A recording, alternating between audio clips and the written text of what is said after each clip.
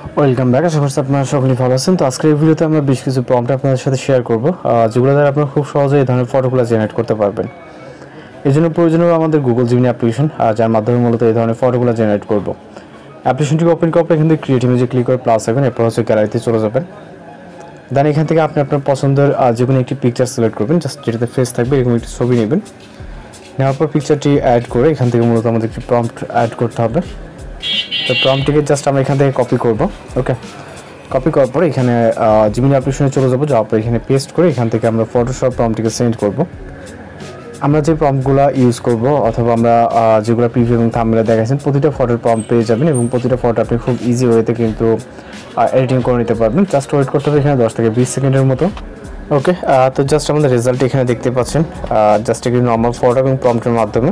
তো যাই হোক, আপনি আপনার মতো করে ফটো জেনারেট করবেন। দেন ক্রিয়েট ইমেজে ক্লিক করে প্লাস আইকন, এরপর গ্যালারিতে চলে যাব। পরবর্তী আরও একটি ফটো জেনারেট করার জন্য জাস্ট নর্মাল একটি ফটো সিলেক্ট করব, যেটাতে ফেস আছে এরকম একটি ছবি নেব।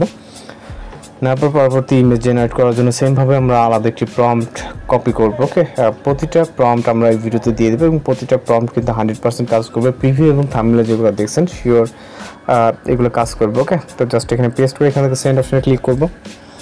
এরপর এখানে অপেক্ষা করব জাস্ট কয়েক সেকেন্ড আমাদের ফটোটি